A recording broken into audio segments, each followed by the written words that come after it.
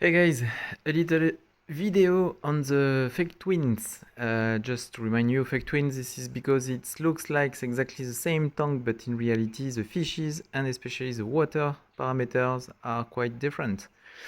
So the fake twins checklist before to go on holidays over, let's say, 2 weeks minimum.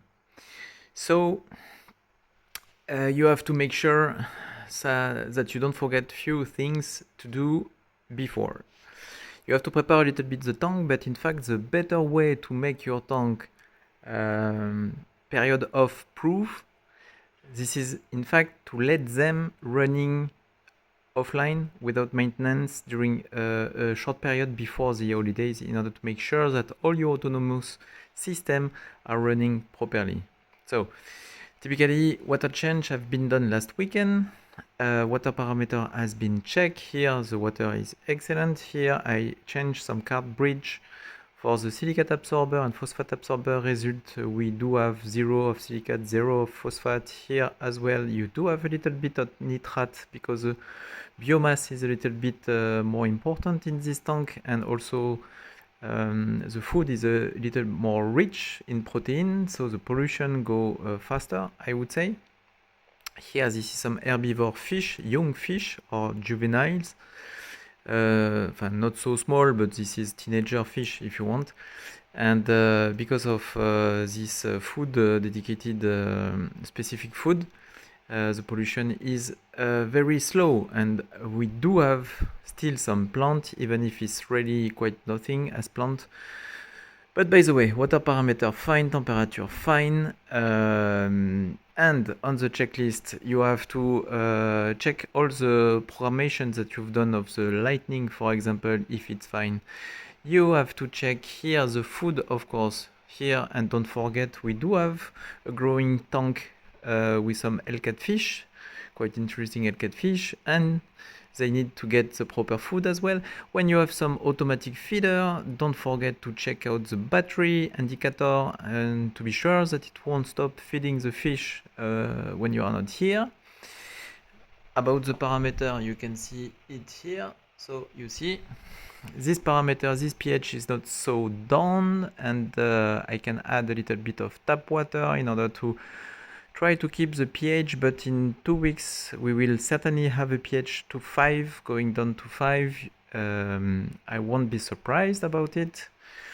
Other than that, some monitoring, remote monitoring. So 1, 2, 3 or 4 cameras like it is right now. It's helpful to have an idea what's going on with the fish, but also to have an idea what's going on with your filtration. So one of the camera is here. You have the same one for the other sump, and typically this camera let me see what's going on with the paper and what's going on with the water level here. So the paper, you need of course to have enough new paper, and do not forget to check out the wasted box if it's not full soon, otherwise you will have an issue here when it will try to roll again.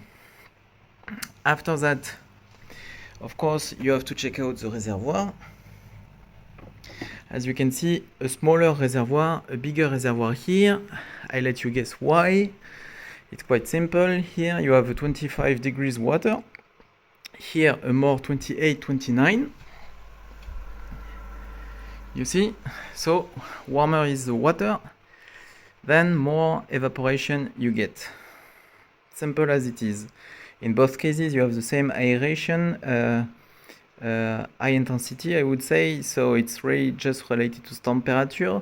Here you have very soft water. Maybe it can also push a little bit more the water to go in as a gas, I would say. Not sure about it. Let me write it and read it in the comment if you want. Other than that, reservoir check, filter check.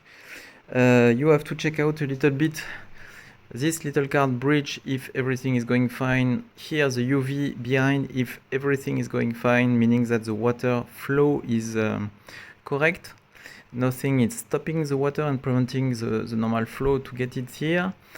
What else? As you can see, and we gave a try last time, we do have a backup system, a power backup on batteries, and the tests are quite positive.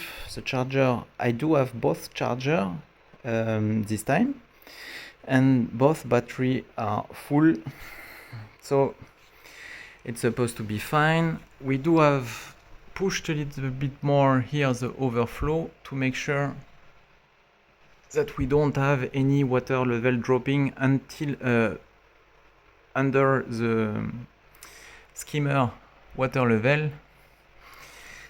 After that, I would say that's all here. This is the automatic feeder I was talking about. It is full, checked, and the fish are going fine.